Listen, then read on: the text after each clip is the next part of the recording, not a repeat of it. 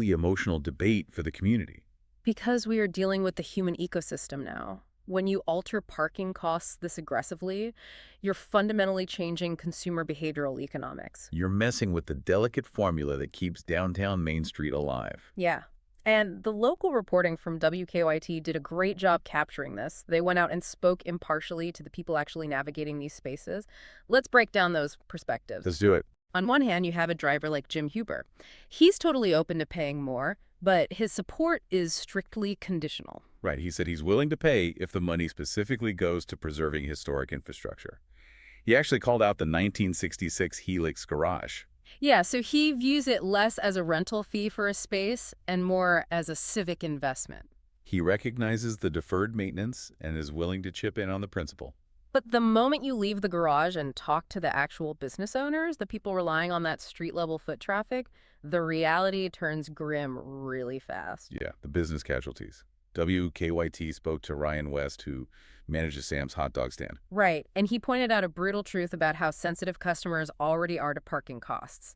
Said people actively avoid the garages just to dodge tickets. And if the baseline costs to park for just 30 minutes leaps to $3, the entire economic logic of a quick errand just collapses. Exactly. If you're going downtown for a relatively inexpensive good, the parking fee becomes entirely disproportionate. Your $4 hot dog effectively becomes a $7 or $8 investment. Which is going to make people think twice. Devin Paulding, the owner of the Sidebar, echoed this exact same fear. Yeah, he emphasized that consumers are already super tight on cash with broader economic pressures.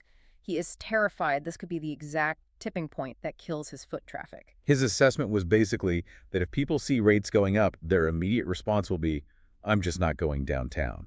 And we actually saw that behavioral shift confirmed by residents. They interviewed Jackson Klaczak, and he frankly admitted he already avoids downtown because of the cost and friction of parking. And he pointed out how ironic the whole situation is. Oh, totally. Because the city clearly wants people to come down and spend money at local businesses. But this policy might do the exact opposite.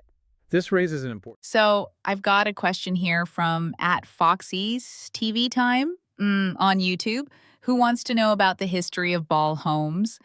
I've seen their signs all around town, but honestly, I don't know much about how they got started. Oh, Ball Homes is really a Lexington success story. They were incorporated by Don and Mira Ball back in 1959, and their very first homes were actually starter homes designed specifically for first responders who were required to live within the city limits. So they really started out serving the community right from the beginning. That's cool that they had that connection to police and firefighters from day one. Exactly, and they've stayed family-owned all these years. The company is now operated by the second and third generations of Ball management. What's really impressive is how they grew. In the 1990s, they expanded from their strong Lexington base into the surrounding central Kentucky communities. And then in 1997, they started building in the Louisville area, beginning with just 9 lots in one neighborhood. 9 lots to what they are now. That's quite a journey. It really is. They've been voted Lexington's favorite builder by the Herald Leaders Reader's Choice Awards every year since 2008. And Builder magazine has ranked them as one of the nation's top 100 builders annually since 1998. They've helped create some of our most well-known neighborhoods like Masterson Station, Cedar Ridge, and Rose Ridge. And Don Ball, the founder, passed away in 2018, but the company continues that community focus that started with those first responder homes nearly 70 years ago. Question that urban planners are dealing with everywhere. What is the fundamental philosophy of a city parking garage? Right. Is it supposed to be this self-sustaining, profitable business that covers its own multi-million-dollar overhead? Or is a downtown parking garage actually a subsidized public utility? Meaning, the city intentionally runs it at a loss to grease the wheels of the broader economy. Precisely. If cheap parking fuels the local hot dog stand, the bar, the retail shops, then maybe the true value of the garage is the tax revenue those businesses generate, not the $3 collected at the gate. And if you price out the quick trip customers to save the garage, don't you risk starving the hot dog stand and the local bar? It's a huge risk. It feels like saving the parking lot, but accidentally killing the destinations people are actually parking to visit. But Lexpark can't just ignore the physics of spalling concrete. They're holding an $11 million liability. A building from 1966 absolutely must remain structurally sound to prevent a catastrophic failure. Right, you can't just let it collapse. Exactly. So they are completely trapped between the hard structural reality of the buildings and the fragile economic vitality of the streets above them. So what does this all mean? We started this deep dive talking about you, the listener, heading downtown for a quick lunch. Yeah, just trying to grab a hot dog.